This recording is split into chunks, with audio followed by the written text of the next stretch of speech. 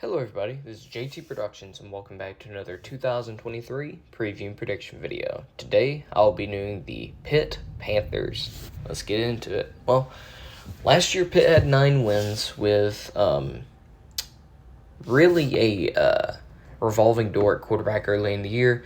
They beat West Virginia in the backyard brawl before losing to Tennessee after Keaton Slovis went down early in the game, having to start a backup quarterback. Then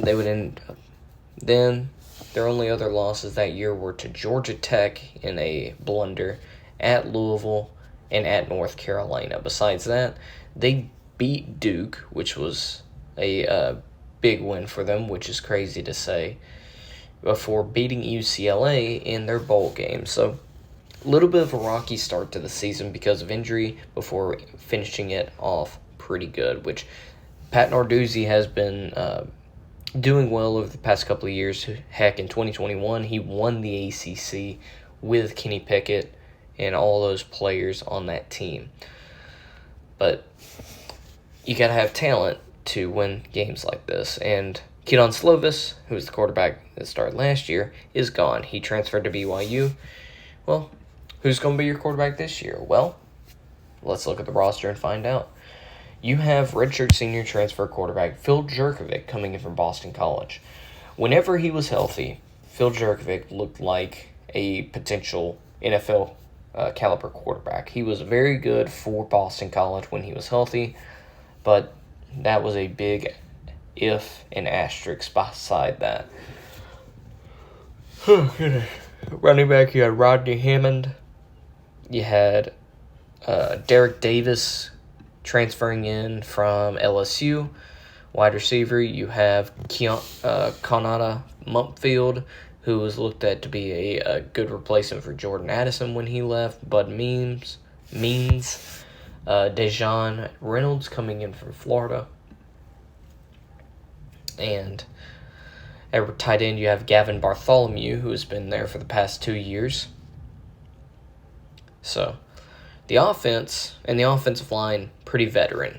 So the offense, under that Pat Narduzzi system, should be pretty good. Now, since their offensive coordinator went to Nebraska after the 2021 season, last year their offense was a little bit more slower pace than in 2021.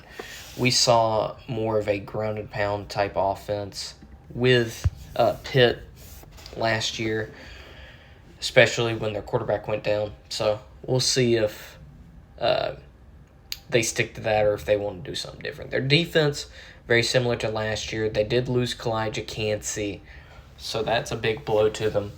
But we'll see if the rest of the defense can step up.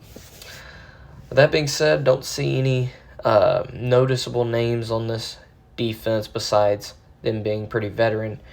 So let's go to the schedule and see what I think Pitt is going to do this year. Well, they start the season at home against Wofford. You should win that game, no problem.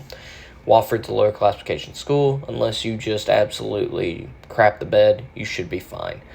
Then's a big game. You play Cincinnati, one of the new Big 12 teams in Pittsburgh. Cincinnati, they have been pretty good under Luke Fickell over the past couple of years, but he left to go coach Wisconsin, and now Scott Satterfield is the new head coach. Scott Satterfield was the former coach of Louisville. Now, he got the better of Pat Narduzzi last year, beating them 24-10, but that was with the talent he had on Louisville, with Malik Cunningham and people like that. The quarterback projected for Cincinnati this year, I believe, is Emory Jones, who is a former Florida quarterback and former Arizona State quarterback. I think this will be a good game, but I think that the talent acquisition that Pitt has and the coaching that Pitt has will help them prevail in this game, and I think that they beat Cincinnati at home. Then you have a big road game against West Virginia the week after, going to Morgantown to play in the backyard brawl. Now, last year was an instant classic game where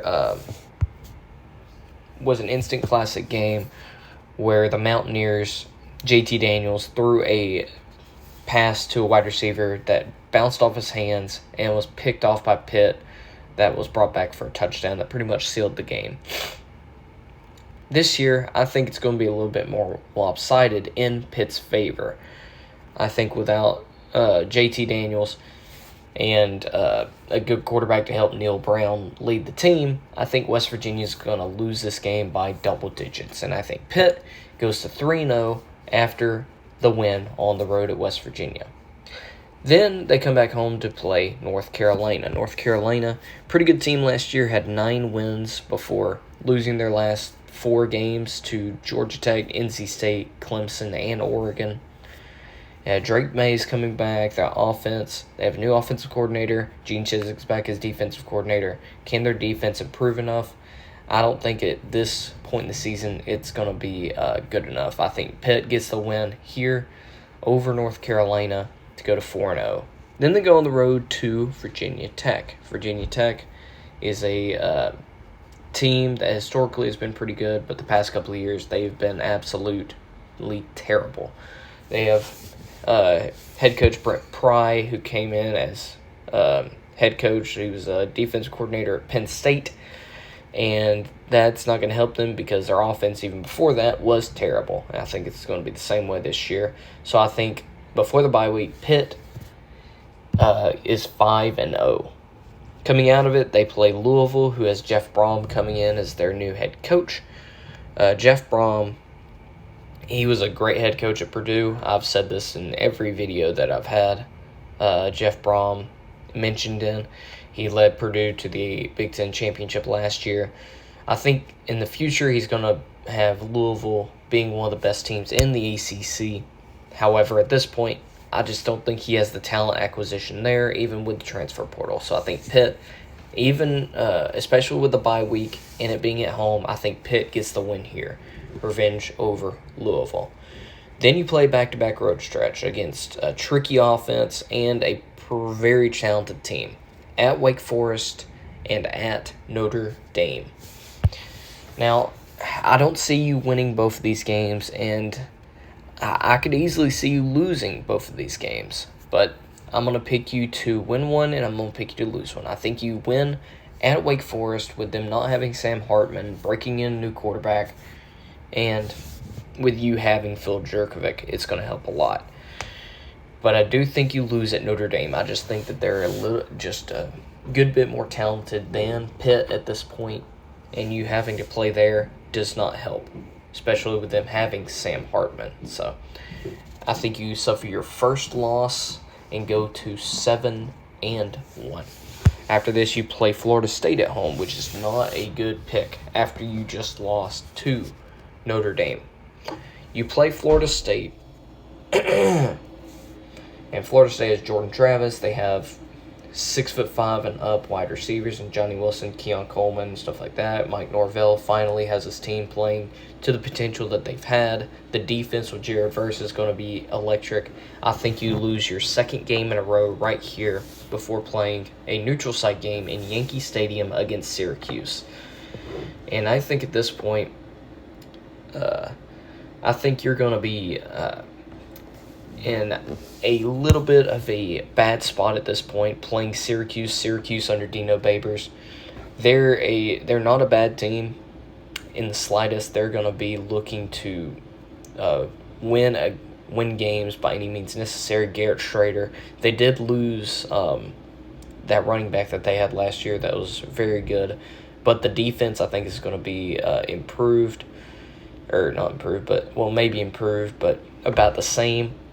And I think you lose your third in a row here. I think Syracuse finds you a little bit lacking after 2 straight losses against 2 physical teams that's going to beat you up before coming back home to play Boston College, where you get a much-needed win.